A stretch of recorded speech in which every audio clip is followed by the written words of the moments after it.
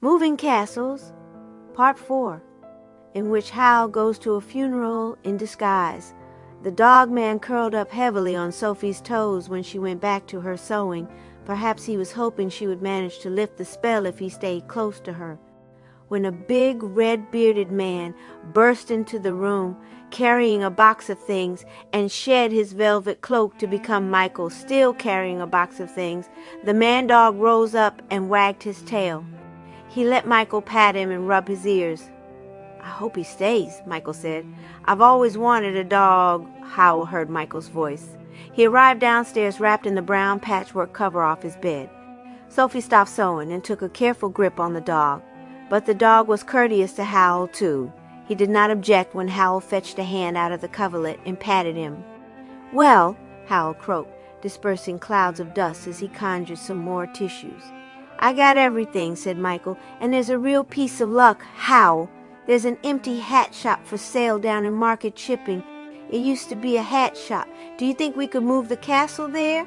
Howl sat on a tall stool like a robed Roman senator and considered. "It depends on how much it costs," he said. "I'm tempted to move the Porthaven interest there. That won't be easy because it will mean moving Calcifer.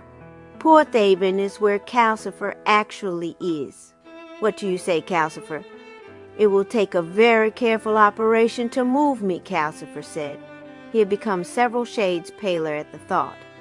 "I think you should leave me where I am." "So Fanny is selling the shop," Sophie thought, as the other three went on discussing the move. "And so much for the conscience Howl said he had." But the main thing on her mind was the puzzling behavior of the dog. In spite of Sophie telling him many times that she could not take the spell of him, he did not seem to want to leave. He did not want to bite Howl. He let Michael take him for a run on the Porthaven marshes that night and the following morning. His aim seemed to be to become part of the household, though if I were you, I'd be in upper folding, making sure to catch Letty on the rebound, Sophie told him. Howl was in and out of bed all the next day. When he was in bed, Michael had to tear up and down the stairs. When he was up, Michael had to race about, measuring the castle with him and fixing metal brackets to every single corner.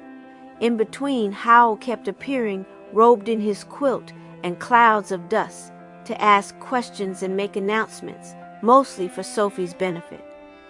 "Sophie, since you whitewashed over all the marks we made when we invented the castle, perhaps you can tell me where the marks in Michael's room were?" "No," said Sophie, sewing her 70th blue triangle. "I can't." Howl sneezed sadly and retired. Shortly he emerged again. "Sophie, if we were to take that hat shop, what would we sell?" Sophie found she had had enough of hats to last a lifetime. "Not hats," she said. "You can buy the shop, but not the business, you know." "Apply your fiendish mind to the matter," said Howl. "Or even think, if you know how," and he marched away upstairs again. 5 minutes later, down he came again. Sophie, have you any preferences about the other entrances? Where would you like us to live?" Sophie instantly found her mind going to Mrs. Fairfax's house. "I'd like a nice house with lots of flowers," she said. "I see," croaked Howl, and marched away again. Next time he reappeared, he was dressed. That made 3 times that day, and Sophie thought nothing of it until Howl put on the velvet cloak Michael had used and became a pale, coughing, red-bearded man with a large red handkerchief held to his nose. She realized Howl was going out then. "You'll make your cold worse," she said. "I shall die, and then you'll all be sorry," the red-bearded man said, and went out through the door with the knob green down. For an hour after that, Michael had time to work on his spell. Sophie got as far as her 84th blue triangle. Then the red-bearded man was back again. He shed the velvet cloak and became Howl, coughing harder than before and, if that was possible, more sorry for himself than ever. "I took the shop," he told Michael. "It's got a useful shed at the back and a house at the side, and I took the lot. I'm not sure what I shall pay for it all with, though." "What about the money you get if you find Prince Justin?" Michael asked. "You forget," croaked Howl, The whole object of this operation is not to look for Prince Justin. We are going to vanish." And he went coughing upstairs to bed, where he shortly began shaking the beam, sneezing for attention again. Michael had to leave the spell and rush upstairs. Sophie might have gone, except the dog man got in the way when she tried. This was another part of his odd behavior. He did not like Sophie to do anything for Howl. Sophie felt this was fairly reasonable. She began on her 85th triangle. Michael came cheerfully down and worked on his spell. He was so happy that he was joining in Calcifer's saucepan song and chatting to the skull just as Sophie did while he worked. "We're going to live in Market Chipping," he told the skull. "I can go and see my Letty every day. Is that why you told Howl about the shop?" Sophie asked, threading her needle. By this time she was on her 89th triangle. "Yes," Michael said happily. "Letty told me about it when we were wondering how we'd ever see one another again. I told her." He was interrupted by Howl, trailing downstairs in his quilt again. "This is positively my last appearance," Howl croaked. "I forgot to say that Mrs. Penstemon is being buried tomorrow on her estate near Porthaven, and I shall need this suit cleaned." He brought the gray and scarlet suit out from inside his coverlet and dropped it on Sophie's lap. "You're attending to the wrong suit," he told Sophie. "This is the one I like, but I haven't the energy to clean it myself." "You don't need to go to the funeral, do you?" Michael said anxiously. "I wouldn't dream of staying away," said Howl. "Mrs. Penstemon made me the wizard I am. I have to pay my respects." "But your cold's worse," said Michael. "He's made it worse," said Sophie, "by getting up and chasing around." Howl at once put on his noblest expression.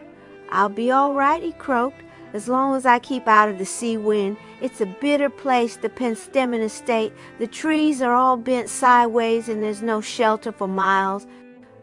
Sophie knew he was just playing for sympathy. She snorted. "And what about the witch?" Michael asked. Howl coughed piteously. "I shall go in disguise, probably as another corpse," he said, trailing back toward the stairs. "Then you need a winding sheet and not this suit," Sophie called after him. Howl trailed away upstairs without answering, and Sophie did not protest. She now had the charmed suit in her hands, and it was too good a chance to miss. She took up her scissors and hacked the gray and scarlet suit into 7 jagged pieces. That ought to discourage Howl from wearing it. Then she got to work on the last triangles of the blue and silver suit, mostly little fragments from round the neck. It was now very small indeed. It looked as if might be a size too small even for Mrs. Penstemon's page boy. "Michael," she said, "hurry up with that spell. It's urgent. I won't be long now," Michael said. Half an hour later, he checked things off on his list and said he thought he was ready. He came over to Sophie carrying a tiny bowl with a very small amount of green powder in the bottom. "Where do you want it?" "Here," said Sophie, snipping the last threads. She pushed the sleeping dog man aside and laid the child-sized suit carefully on the floor. Michael, quite as carefully, tipped the bowl and sprinkled powder on every inch of it. Then they both waited rather anxiously. A moment passed. Michael sighed with relief. The suit was gently spreading out larger. They watched it spread and spread until one side of it piled up against the dog man, and Sophie had to pull it further away to give it room. After about 5 minutes, they both agreed that the suit looked Howl's size again. Michael gathered it up and carefully shook the excess powder off into the grate. Calcifer flared and snarled. The dog man jumped in his sleep. "Watch it," said Calcifer. "That was strong." Sophie took the suit and hobbled upstairs and tiptoed with it. Howl was asleep on his gray pillows, with his spiders busily making new webs around him. He looked noble and sad in his sleep. Sophie hobbled round to put the blue and silver suit on the old chest by the window, trying to tell herself that the suit had got no larger since she picked it up. "Still, if it stops you going to the funeral, that's no loss," she murmured as she took a look out of the window. The sun was low across the neat garden. A large, dark man was out there, enthusiastically throwing a red ball towards Howl's nephew Neil, who was standing with a look of patient suffering, holding a bat. Sophie could see the man was Neil's father. Snooping again, Howl said suddenly behind her. Sophie swung round guiltily to find that Howl was only half awake, really. He may have even thought it was the day before, because he said, "Teach me to keep off envy stinging. That's all part of past years now. I love Wales, but it doesn't love me. Megan's full of envy because she's respectable and I'm not." Then he woke up a little more and asked, "What are you doing?" "Just putting out your soup for you," Sophie said, and hobbled hastily away. Howl must have gone back to sleep. He did not emerge again that night. There was no sign of him stirring when Sophie and Michael got up next morning. They were careful not to disturb him. Neither of them felt that going to Mrs. Pentstemmen's funeral was a good idea. Michael crept out onto the hills to take the dog man for a run. Sophie tiptoed about getting breakfast, hoping Howl would oversleep. There was still no sign of Howl when Michael came back. The dog man was starving, hungry. Sophie and Michael were hunting in the closet for things a dog could eat when they heard Howl coming slowly down the stairs. "Sophie," Howl's voice said accusingly. He was standing holding the door to the stair open with an arm that was entirely hidden in an immense blue and silver sleeve. His feet on the bottom stair were standing inside the top half of a gigantic blue and silver jacket. Howl's other arm did not come anywhere near the other huge sleeve. Sophie could see that arm in outline, making bulging gestures under a vast frill collar. Behind Howl, the stairs were full of blue and silver suit trailing back all the way to his bedroom. "Oh dear," said Michael. "Howl, it was my fault." "Your fault?" "Garbage," said Howl. "I can detect Sophie's hand a mile off, and there are several miles of this suit. Sophie dear, where is my other suit?" Sophie hurriedly fetched the pieces of gray and scarlet suit out of the broom cupboard where she had hidden them. Howl surveyed them. "Well, that's something," he said. "I've been expecting it to be too small to see. Give it here, all 7 of it." Sophie held the bundle of gray and scarlet cloth out toward him. Howl, with a bit of searching, succeeded in finding his hand inside the multiple folds of blue and silver sleeve and working it through a gap between 2 tremendous stitches. He grabbed the bundle off her. "I am now," he said, "going to get ready for the funeral. Please, both of you, refrain from doing anything whatsoever while I do. I can tell Sophie is in top form at the moment, and I want this room the usual size when I come back into it." He set off with dignity to the bathroom, wading in blue and silver suit. The rest of the blue and silver suit followed him, dragging step by step down the stairs and rustling across the floor. By the time Howl was in the bathroom, most of the jacket was on the ground floor, and the trousers were appearing on the stairs. Howl half shut the bathroom door and seemed to go on hauling the suit in hand over hand.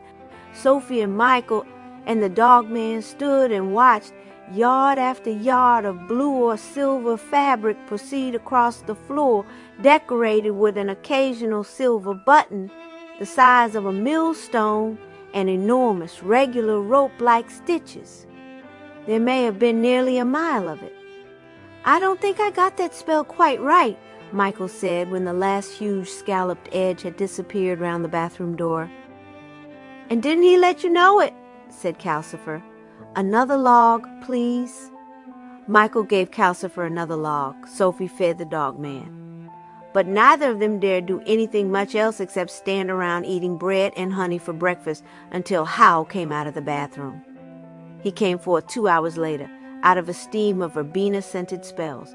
He was all in black. His suit was black, his boots were black, and his hair was black, the same blue raven black as Miss Angorian's. His earring was a long jet pendant. Sophie wondered if the black hair was in honor of Mrs. Pentstemmen. She agreed with Mrs. Pentstemmen that black hair suited Howl. His green glass eyes went better with it, but she wondered very much which suit the black one really was.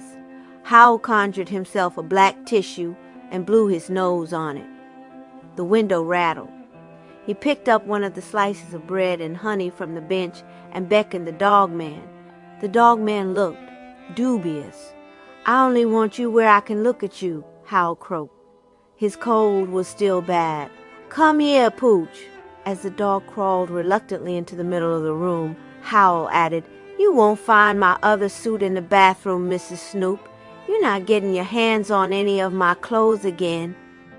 Sophie stopped tiptoeing toward the bathroom and watched Howl walk round the dog man, eating bread and honey and blowing his nose by turns. "What do you think of this as a disguise?" he said. He flicked the black tissue at Calcifer and started to fall forward onto hands and knees. Almost as he started to move, he was gone. By the time he touched the floor, he was a curly red setter, just like the dog man. The dog man was taken completely by surprise, and his instincts got the better of him. His hackles came up, his ears lowered, and he growled. Howl played up, or else he felt the same. The two identical dogs walked round one another, glaring, growling, bristling, and getting ready to fight. Sophie caught the tail of the one she thought was the dog man. Michael grabbed for the one he thought was Howl. Howl rather hastily turned himself back. Sophie found a tall black person standing in front of her and let go of the back of Howl's jacket. The dog man sat down on Michael's feet, staring tragically.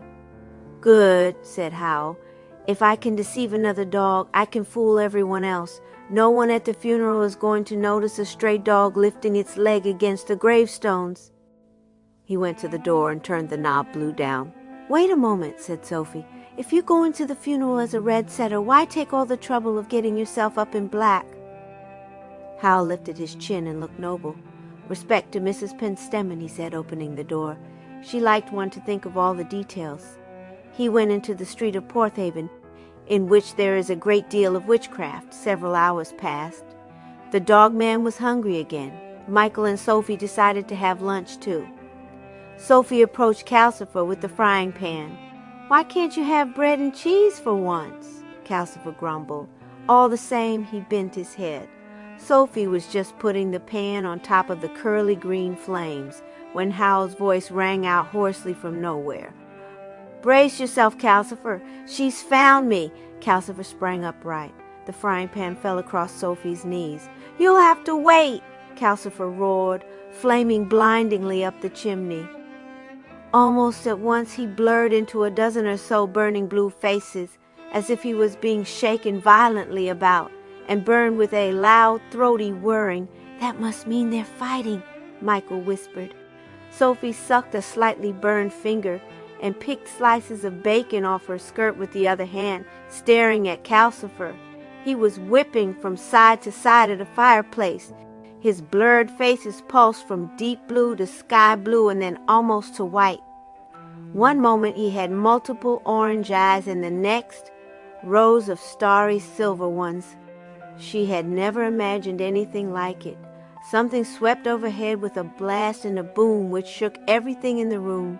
A second something followed with a long, shrill roar. Calcifer pulsed nearly blue-black, and Sophie's skin fizzed with the backblast from the magic. Michael scrambled for the window. "They're quite near!" Sophie hobbled to the window, too. The storm of magic seemed to have affected half the things in the room.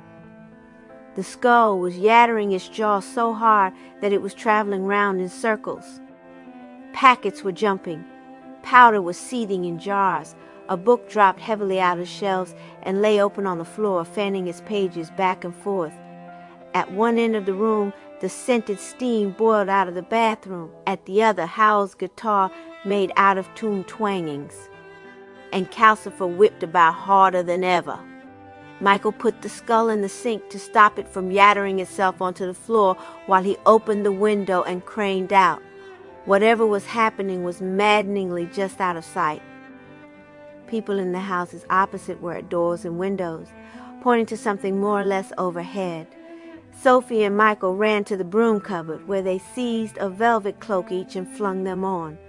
Sophie got the one that turned its wearer into a red-bearded man. Now she knew why Calcifer had laughed at her and the other one. Michael was a horse, but there was no time to laugh just then. Sophie dragged the door open and sped into the street, followed by the dog man, who seemed surprisingly calm about the whole thing. Michael trotted out after her with a clatter of non-existent hooves, leaving Calcifer whipping from blue to white behind them. The street was full of people looking upward. No one had time to notice things like horses coming out of houses. Sophie and Michael looked too, and found a huge cloud boiling and twisting just above the chimney tops. It was black and rotating on itself violently. White flashes that were not quite like light stabbed through the murk of it. But almost as soon as Michael and Sophie arrived, the clot of magic took on the shape of a misty bundle of fighting snakes. Then it tore in two with a noise like an enormous catfight. One part sped yowling across the roofs and out to sea, and the second went screaming after it. Some people retreated indoors then. Sophie and Michael joined the rush of braver people down the sloping lanes to the dockside. There everyone seemed to think the best view was to be had along the curve of the harbor wall. Sophie hobbled to get out along it too, but there was no need to go beyond the shelter of the harbor master's hut. 2 clouds were hanging in the air, some way out to sea, on the other side of the harbor wall, the only 2 clouds in the calm blue sky. It was quite easy to see them. I was equally easy to see the dark patch-off storm raging on the sea between the clouds, flinging up great white-topped waves. There was an unfortunate ship caught in that storm. Its masts were beating back and forth. They could see spouts of water hitting it on all sides. The crew were desperately trying to take in the sails, but one at least had torn to flying gray rags. "Can't they have a care for that ship?" someone said indignantly. Then the wind and the waves from the storm hit the harbor wall. White water lashed over, and the brave persons out on the wall came crowding hurriedly back to the quayside, where the moored ships were heaving and grinding in their moorings. Among all this was a great deal of screaming in high, singing voices. Sophie put her face out into the wind beyond the hut, where the screaming came from, and discovered that the raging magic had disturbed more than the sea and the wretched ship. A number of wet, slithery-looking ladies with flying green-brown hair were dragging themselves up onto the harbor wall, screaming and holding long, wet arms out to more screaming ladies tossing in the waves. Every one of them had a fishtail instead of legs. "Confound it," said Sophie, "the mermaids from the curse." That meant only 2 more impossible things to come true now. She looked up at the 2 clouds. Howl was kneeling on the left-hand one, much larger and nearer than she would have expected. He was still dressed in black. Typically enough, he was staring over his shoulder at the frantic mermaids. He was not looking at them as if he remembered they were part of the curse at all. "Keep your mind on the witch," the horse beside Sophie yelled. The witch sprang into being, standing on the right-hand cloud in a whirl of flame-colored robe and streaming red hair, with her arms raised to invoke further magic. As Howl turned and looked at her, her arms came down. Howl's cloud erupted into a fountain of rose-colored flame. Heat from it swept across the harbor, and the stones of the wall steamed. "It's so right," gasped the horse. Howl was on the tossing, nearly sinking ship below. He was a tiny dark figure, leaning against the bucking main mast. He let the witch know she had missed by waving at her cheekily. The witch saw him the instant he waved. Cloud, witch, and all at once became a savagely swooping red bird, diving at the ship. The ship vanished. The mermaid sang a doleful scream. There was nothing but sulkily tossing water where the ship had been, but the huge diving bird was going too fast to stop. It plunged into the sea with a huge splash. Everyone on the quayside cheered. "I knew that wasn't a real ship, really," someone behind Sophie said. "Yes, it must have been an illusion," the horse said wisely. It was too small as proof that the ship had been much nearer than it looked. The waves from the splash reached the harbor wall before Michael had stopped speaking. A 20-foot green hill of water rode smoothly sideways across it, sweeping the screaming mermaids into the harbor, rolling every moored ship violently sideways and thudding in swirls round the harbor master's hut. An arm came out of the side of the horse and hauled Sophie back toward the quay. Sophie gasped and stumbled in knee-high gray water. The dogman bounded beside them, soaked to the ears. They had just reached the quay, and the boats in the harbor had all just rolled upright, when a second mountain of water rolled over the harbor wall. Out of its smooth side burst a monster. It was a long, black, clawed thing, half cat, half sea lion, and it came racing down the wall toward the quay. Another burst out of the wave as it smashed into the harbor, long and low too, but scallier, and came racing after the first monster.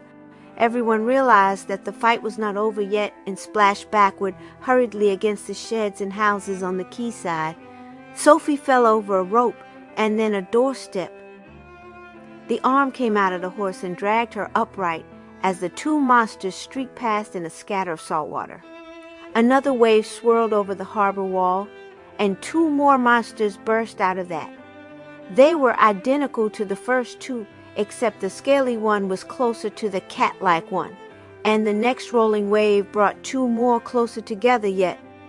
"What's going on?" Sophie squawked as this third pair raced past, shaking the stones of the jetty as they ran. "Illusions." Michael's voice came out of the horse. "Some of them. They're both trying to fool one another into chasing the wrong one." "Which is who?" said Sophie. "No idea," said the horse. Some of the onlookers found the monsters too terrifying. Many went home. Others jumped down into the rolling ships to fend them off from the quay. Sophie and Michael joined the hardcore of watchers who set off through the streets of Porthaven after the monsters. First they followed a river of seawater, then huge, wet paw prints, and finally white gouges and scratches where the claws of the creatures had dug into the stones of the street. These led everyone out the back of the town to the marshes where Sophie and Michael had chased the shooting star. By this time, all 6 creatures were bounding black dots, vanishing into the flat distance. The crowd spread out into a ragged line on the bank, staring, hoping for more, and afraid of what they might see. After a while, no one could see anything but empty marsh. Nothing happened.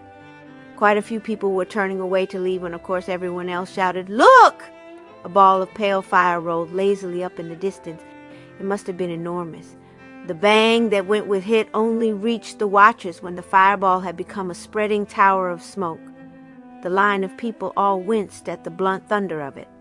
They watched the smoke spread until it became part of the mist on the marshes.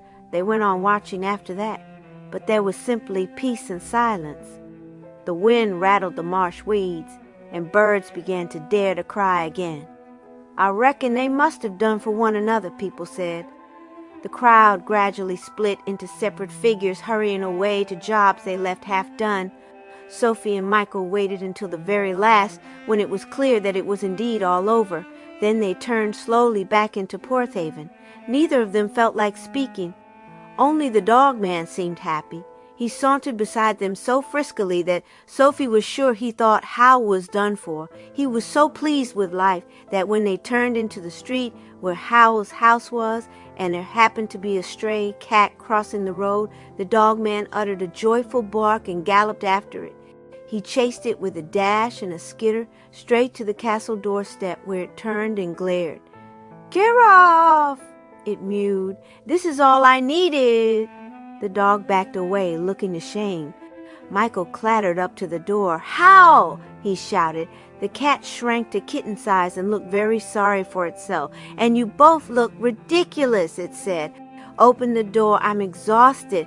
Sophie opened the door, and the cat crawled inside. The cat crawled to the hearth, where Calcifer was down to the merest blue flicker, and, with an effort, got its front paws up onto the chair seat.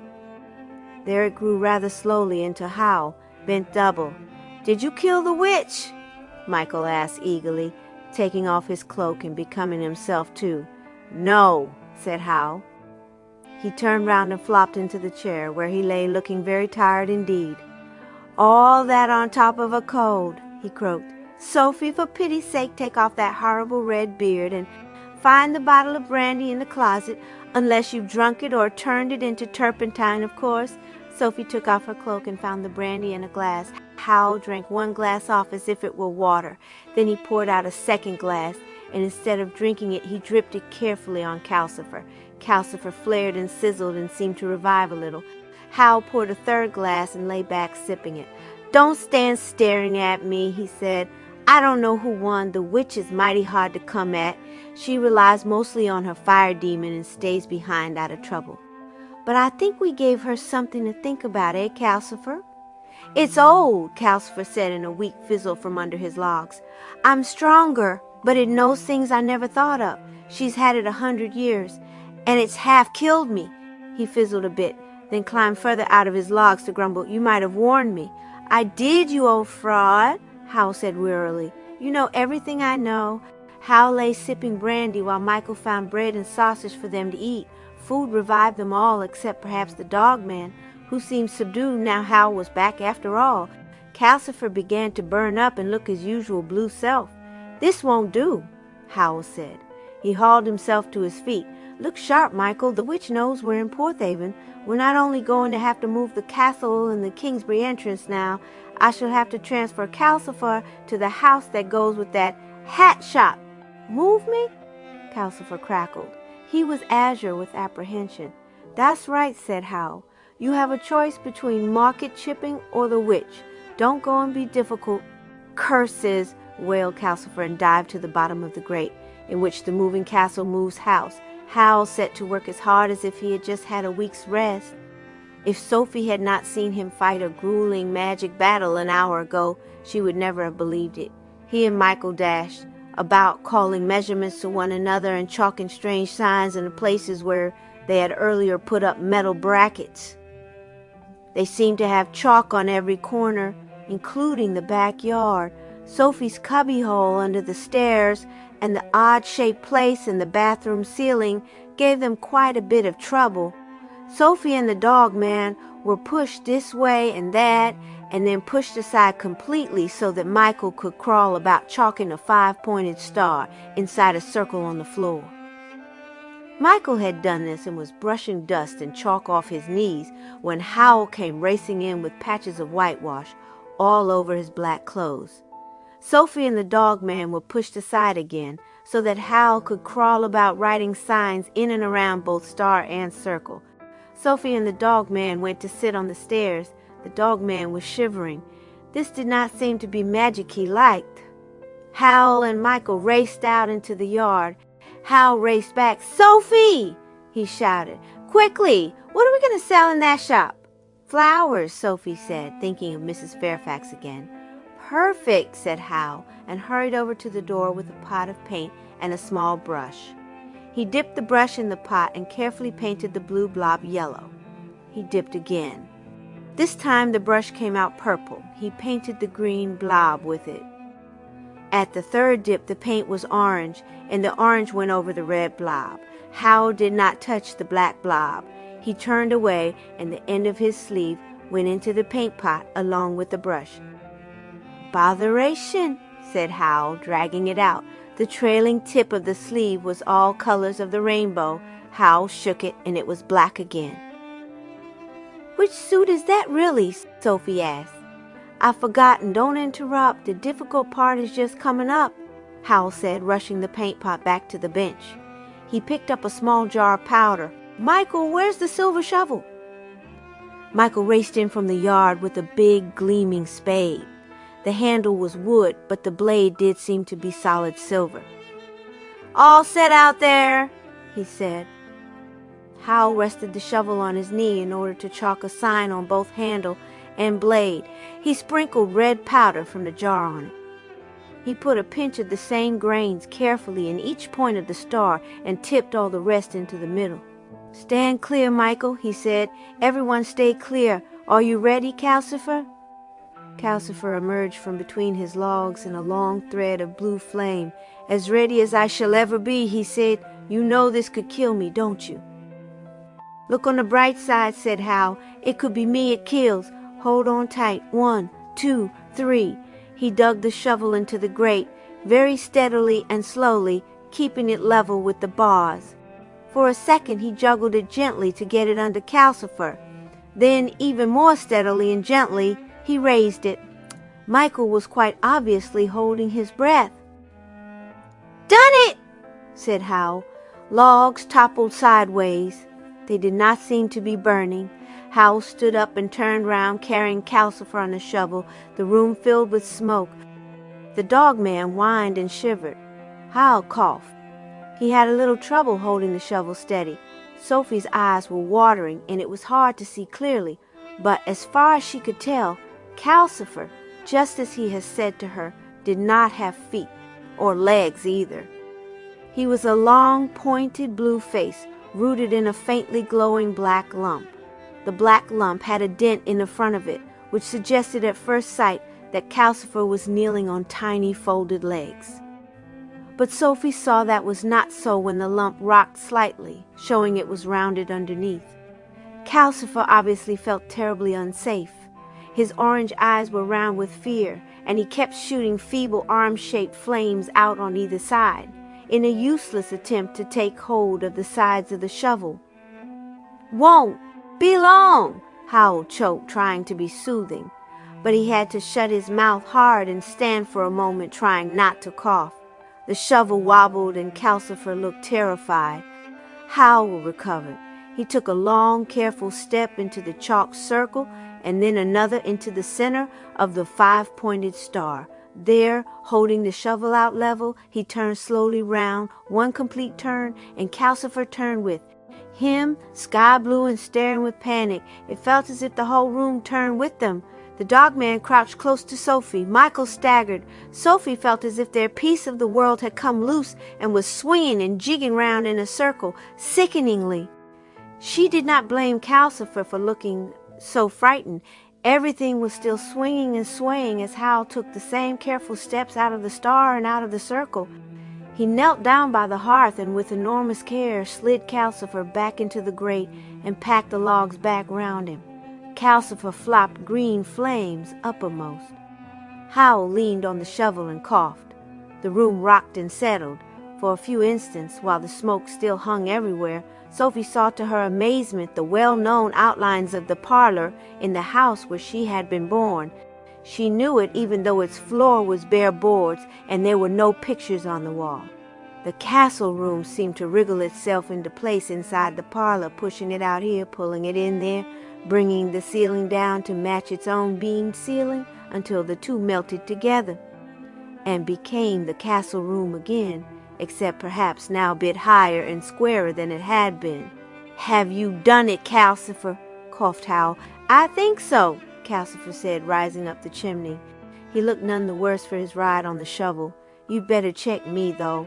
Howl helped himself up on the shovel and opened the door with the yellow blob downward.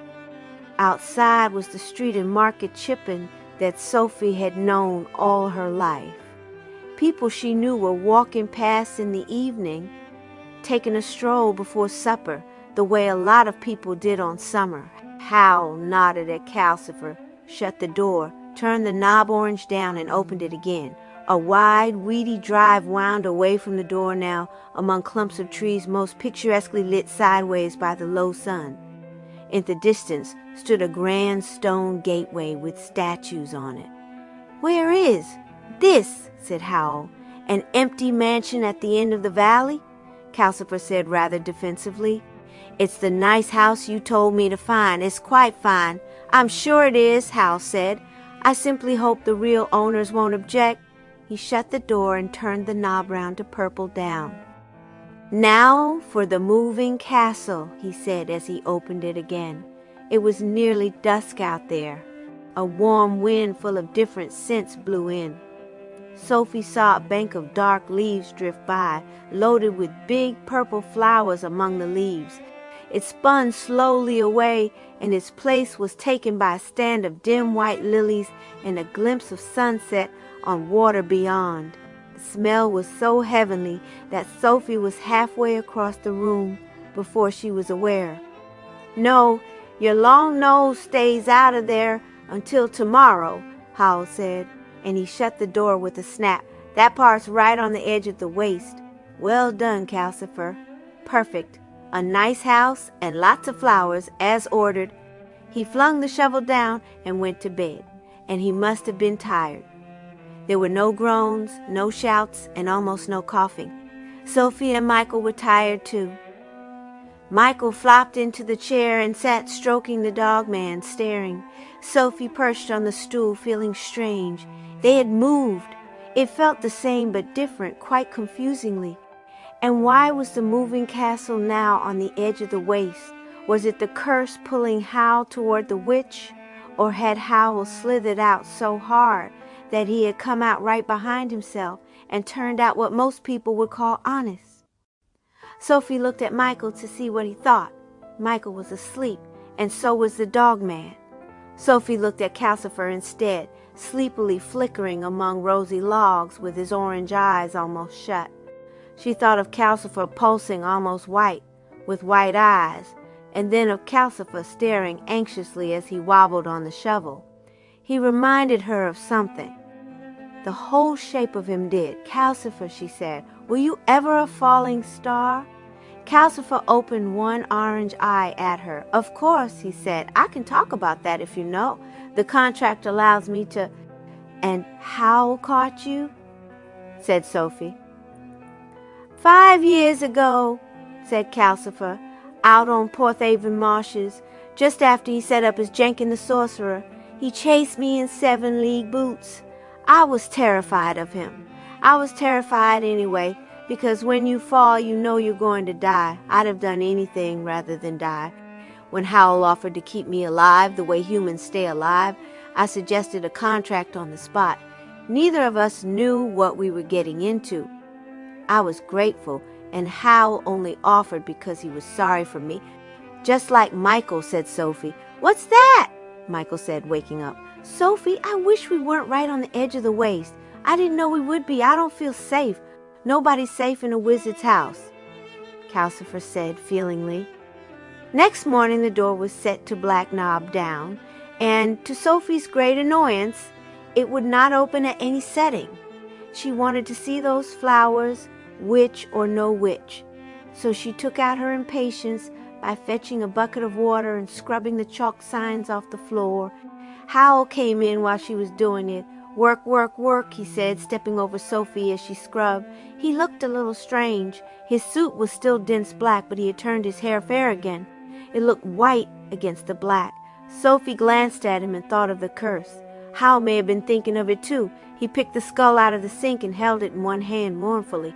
"Alas, poor Yorick," he said. "She heard mermaids, so it follows that there is something rotten in the state of Denmark. I have caught an everlasting cold, but luckily I am terribly dishonest. I cling to that—" He coughed pathetically, but his cold was getting better, and it did not sound very convincing. Sophie exchanged looks with the dog man, who was sitting watching her, looking as doleful as Howl. "You should go back to Letty," she murmured. "What's the matter?" she said to Howl. "Miss Angorian not going well?" "Dreadfully," said Howl. "Lily Angorian has a heart like a boiled stone." He put the skull back in the sink and shouted for Michael. "Food! Work!" he yelled. After breakfast, they took everything out of the broom cupboard. Then Michael and Howl knocked a hole in the side wall of it. Dust flew out of the cupboard door, and strange thumpings occurred. At last they both shouted for Sophie. Sophie came, meaningly carrying a broom, and there was an archway where the wall had been, leading to the steps that had always connected the shop and the house. Howl beckoned her to come and look at the shop. It was empty and echoing. Its floor was now tiled in black and white squares like Mrs. Penstemmon's hall, and the shelves, which had once held hats, had a vase of wax silk roses and a small posy of velvet cowslips on them. Sophie realized she was expected to admire it, so she managed not to say anything. "I found the flowers in the work shed out at the back," said Howl. "Come and look at the outside." He opened the door into the street, and the same shop bell tinkled that Sophie had heard all her life. Sophie hobbled out into the empty early morning street. The shop front had been newly painted green and yellow. Curly letters over the window said, "H. Jenkins Fresh Flowers Daily. Changed your mind about common names, haven't you?" said Sophie. "For reasons of disguise only," said Howl. "I prefer Pendragon." "And where do the fresh flowers come from?" Sophie asked. "You can't say that and then sell wax roses off hats." "Wait and see," said Howl, leading the way back into the shop. They went through and out into the yard Sophie had known all her life. It was only half the size now, because Howl's yard from the moving castle took up one side of it. Sophie looked up beyond the brick walls of Howl's yard to her own old house. It looked rather odd because of the new window in it that belonged to Howl's bedroom, and it made Sophie feel odder still when she realized that Howl's window did not look out onto the things she saw now. She could see window of her own old bedroom up above the shop. That made her feel odd too, because there did not seem to be any way to get up into it now. As Sophie hobbled after Howl indoors again and up the stairs to the broom cupboard, she realized she was being very gruff. Seeing her own old home this way was giving her fearsome mixed feelings. "I think it's all very nice," she said. "Really?" Howl said coldly. His feelings were hurt. He did so like to be appreciated, Sophie thought, sighing, as Howl went to the castle door and turned the knob to purple down. On the other hand, she did not think she ever praised Howl any more than Calcifer did, and she wondered why she should start now. The door opened. Big bushes loaded with flowers drifted gently past and stopped so that Sophie could climb down among them. Between the bushes, lanes of long, bright green grass led in all different directions. Howl and Sophie walked down the nearest, and the castle followed them, brushing petals off as it went. The castle, tall and black and misshapen though it was, blowing its peculiar little wisps of smoke from one turret or another, did not look out of place here. Magic had been at work here. Sophie knew it had, and the castle fitted somehow. The air was hot and steamy and filled with the scent of flowers, thousands of them. Sophie nearly said the smell reminded her of the bathroom after Howl had been in it, but she bit it back. The place was truly marvelous. Between the bushes and their loads of purple, red, and white flowers, the wet grass was full of smaller flowers, pink ones with only 3 petals, giant pansies, wild phlox, lupines of all colors, orange lilies, tall white lilies, irises, and myriad others. There were creepers growing flowers big enough for hats, cornflowers, poppies, and plants with strange shapes and stranger colors of leaves. Though it was not much like Sophie's dream of a garden like Mrs. Fairfax's, she forgot her gruffness and became delighted. "You see," said Howl. He swung out an arm, and his black sleeve disturbed several hundred blue butterflies feasting on a bush of yellow roses. "We can cut flowers by the armload every morning and sell them in Market Chipping with the dew still on them." At the end of that green lane, the grass became squashy. Vast orchids sprouted under bushes. Howl and Sophie came suddenly to a steaming pool crowded with water lilies. The castle veered off sideways round the pool and drifted down another avenue lined with different flowers. "If you come out here alone, bring your stick to test the ground with," Howl said. "It's full of springs and bog, and don't go any further that way." He pointed southeast where the sun was a fierce white disk in the misty air. "That's the waste over there, very hot and barren and full of witch." "Who made these flowers? Right on the edge of the waste," Sophie said. "Wizard Solomon started it a year ago," Howl said, turning toward the castle. "I think his notion was to make the waste flower and abolish the witch that way. He brought hot springs to the surface and got it growing. He was doing very nicely until the witch caught him. Mrs. Penstemon said some other name," Sophie said. "He came from the same place as you, didn't he?" "More or less," said Howl. "I never met him, though. I came and had another go at the place a few months later. It seemed a good idea. That's how I came to meet the witch." She objected to it. "Why?" said Sophie. "The castle was waiting for them. She likes to think of herself as a flower," Howl said, opening the door. A solitary orchid blooming in the waste. Pathetic, really. Sophie took another look at the crowded flowers as she followed Howl inside. There were roses, thousands of them. "Won't the witch know you're here?" "I tried to do the thing she'd least expect," Howl said. "And are you trying to find Prince Justin?" Sophie asked, but Howl slithered out of answering by racing through the broom cupboard shouting for Michael, in which the Scarecrow and Miss Angorian reappeared. They opened the flower shop the next day. As Howl had pointed out, it could not have been simpler. Every early morning, all they had to do was turn the doorknob purple down and step out into the swimming green haze to gather flowers. It soon became routine. Sophie took her stick and scissors, stumping about and chatting to her stick, using it to test the squashy ground or to hook down sprays of high roses. Michael brought along an invention of his own that he was very proud of, a large tin tub filled with water that floated in the air and followed him among the bushes. The dog man went too. He had a wonderful time rushing about the wet green lanes, chasing butterflies, or trying to catch the tiny bright birds that fed on the flowers. While he dashed about, Sophie cut armloads of blue hibiscus, and Michael loaded the tub with orchids, roses, starry white blossoms, shiny vermilion ones, and anything else that caught his fancy. They all enjoyed this time together. Before the heat in the bushes grew too intense, they brought the day's flowers back to the shop and arranged them in a motley collection of jugs and buckets that Howl had dug out of the yard. 2 of the buckets were actually the 7-league boots. Nothing, Sophie thought as she arranged shocks of gladiolus in them, could show more clearly how completely Howl had lost interest in Letty. He no longer cared if Sophie used them or not. Howl was nearly always absent while they gathered flowers, with the doorknob always set black down. He was usually back for a late breakfast, dreamy, still in his black clothes. He would never tell Sophie which suit the black one really was. "I'm in mourning for Mrs. Penstemon," was all he would say.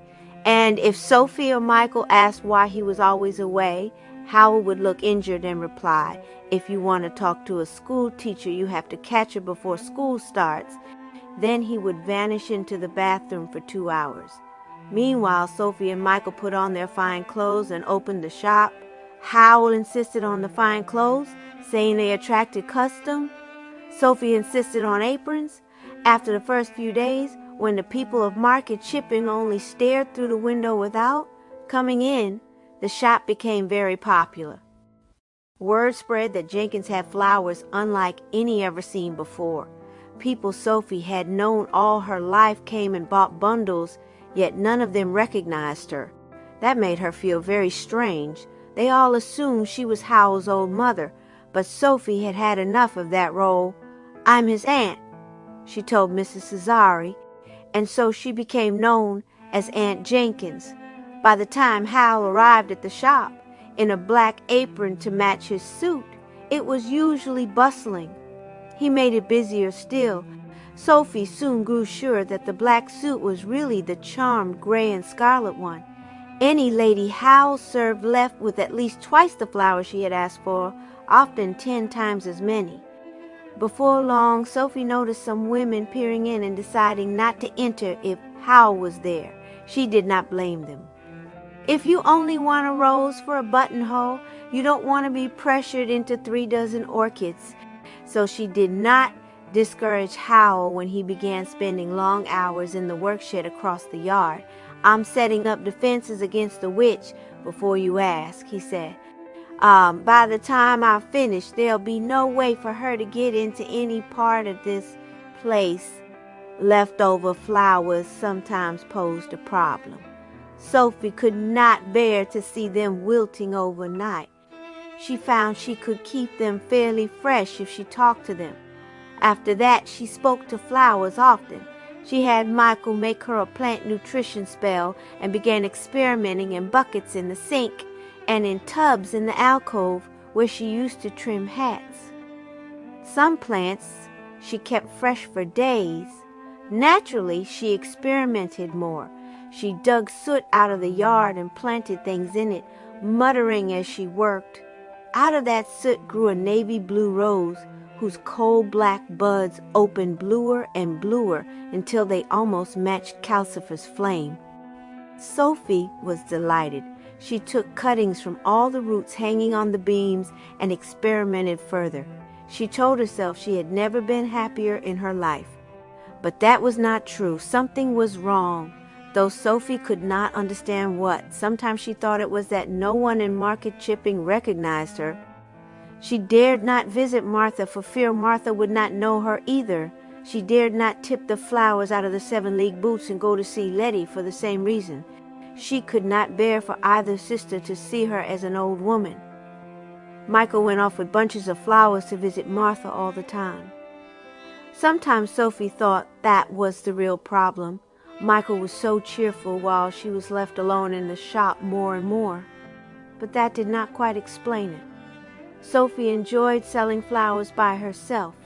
Other times she thought the trouble was Calcifer. He was bored, with nothing to do except keep the castle drifting gently along the green lanes and round the pools and lakes, always arriving at a new spot with new flowers each morning. His blue face leaned eagerly out of the grate when Sophie and Michael returned with their flowers. "I want to see what it's like out there," he complained. Sophie brought him fragrant leaves to burn, but Calcifer said what he really wanted was company. So Sophie made Michael serve in the shop for at least an hour each morning while she sat and talked to Calcifer. She invented guessing games to keep him occupied, but Calcifer remained discontented. "When are you going to break my contract with Howl?" he asked more and more often. "I'm working on it," Sophie said. "It won't be long now." That was not true. She had stopped thinking about it unless forced to, putting together what Mrs. Penstimmon had said with things Howl and Calcifer had revealed. Sophie had dreadful suspicions. She was sure that breaking the contract would mean the end of both Howl and Calcifer. Howl might deserve it, but Calcifer did not. And since Howl was working hard to wriggle out of the witch's curse, Sophie wanted to do nothing that might make things worse. Sometimes she thought it was the dog man who got her down.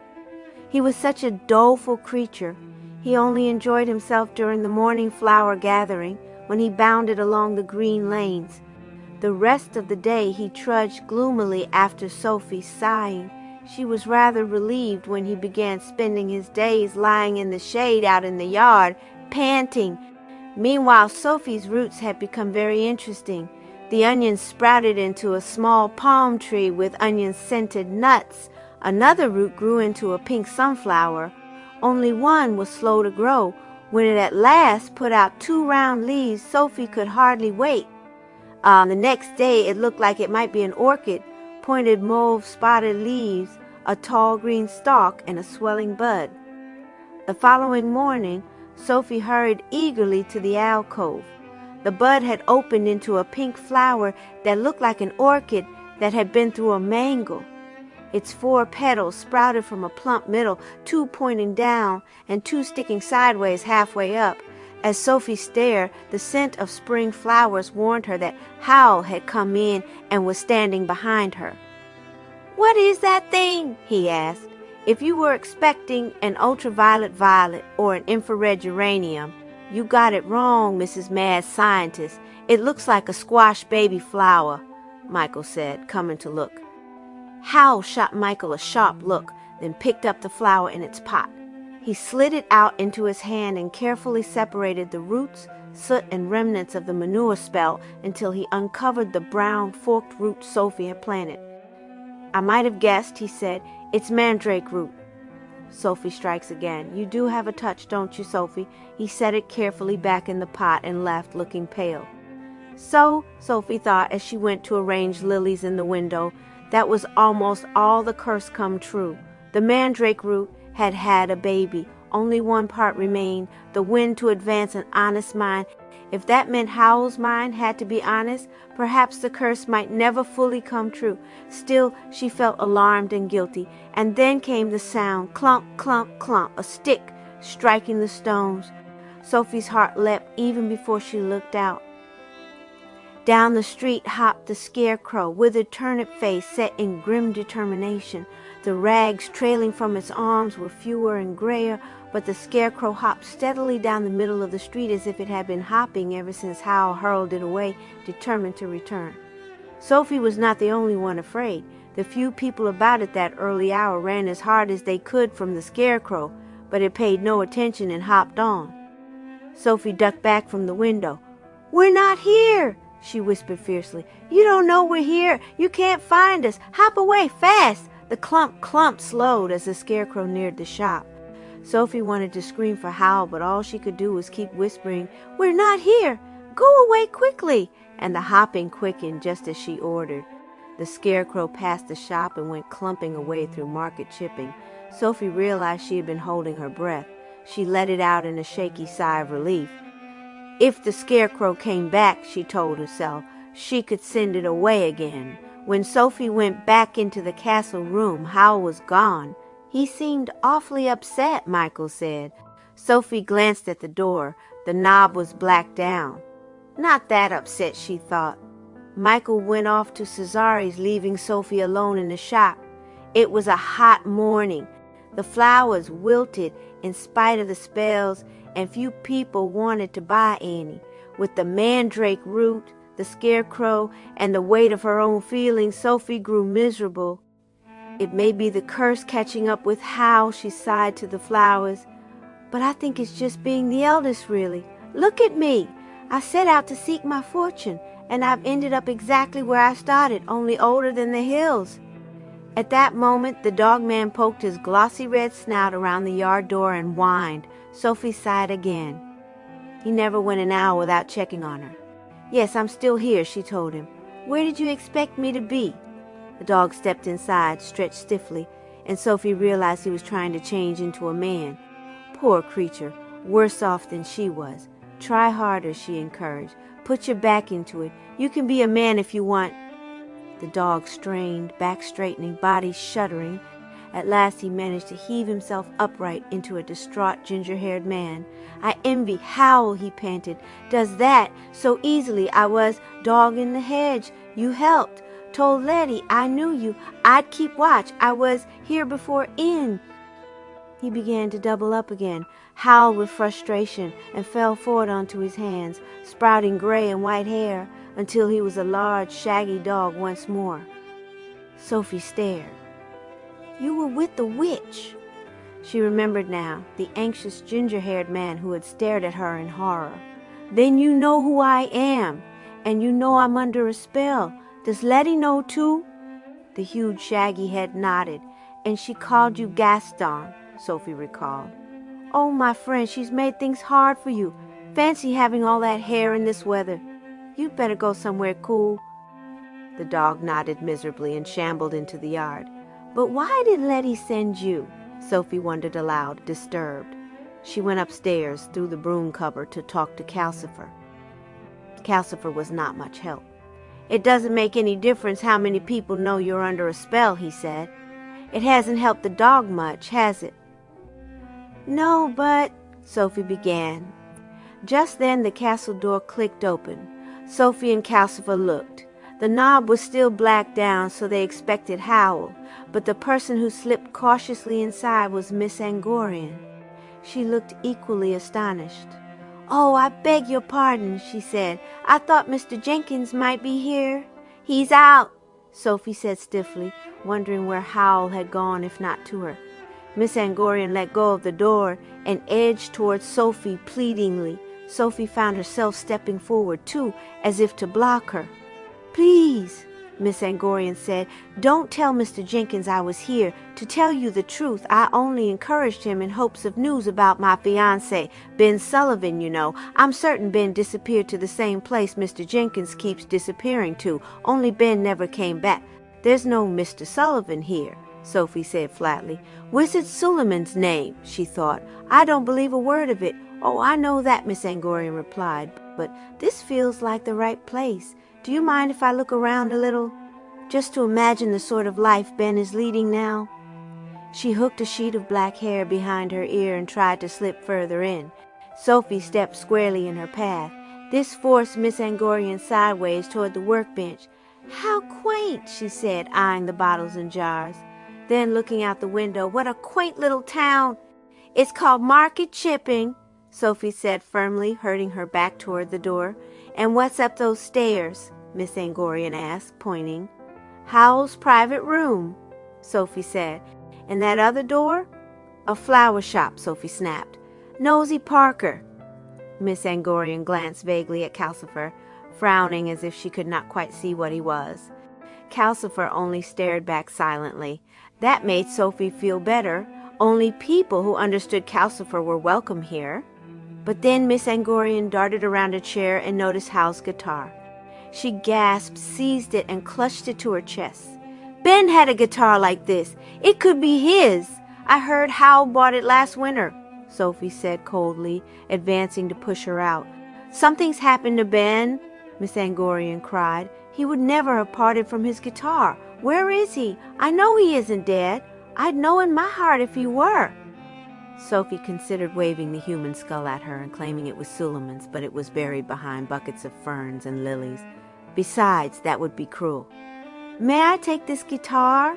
Miss Angorian pleaded. To remind me of Ben? The throbbing in her voice annoyed Sophie. No, she said sharply. There's no proof it was his. She hobbled up, seized the neck of the guitar, and tugged. Miss Angorian clung on, eyes wide and anguished. The guitar screeched out-of-tune jangles. Sophie yanked it free. Don't be silly, she said. You can't just walk into people's castles and take their guitars. I told you Mr. Sullivan's not here. Now go back to Wales. Go on. She used the guitar to push Miss Angorian back through the door. Miss Angorian backed into the nothingness until half vanished. You're hard, she said reproachfully. Yes, I am, Sophie snapped, slamming the door. She turned the knob orange down to keep Miss Angorian from coming back and dumped the guitar back into its corner with a firm twang. And don't you dare tell Howl she was here, she scolded Calcifer. I bet she came to see him. The rest was lies. Suleiman probably came here years ago to get away from her beastly throbbing voice. Calcifer chuckled. I've never seen anyone got rid of so fast. That made Sophie feel both guilty and unkind. After all, she had once barged into the castle just as nosily. Gah! She exclaimed, stomping into the bathroom. She glared at her withered old face in the mirror, picked up one of the packets marked skin, then threw it down again. Even young, she thought her face could not compare to Miss Angorian's. Gah! Do! She hobbled back, seized dripping ferns and lilies from the sink, and crammed them into a bucket of nutrition spell in the shop. Be daffodils, she croaked in a mad voice. Be daffodils in June, you beastly things. The dog man poked his shaggy head around the yard door. Seeing Sophie's mood, he withdrew hastily. A moment later, Michael entered merrily with a large pie. Sophie gave him such a glare that he instantly remembered a spell Howl had asked him to finish and fled through the broom cupboard. Gah! Sophie snarled after him. She bent over her bucket again. Be daffodils, she croaked. It did not make her feel any better to know it was a foolish way to behave.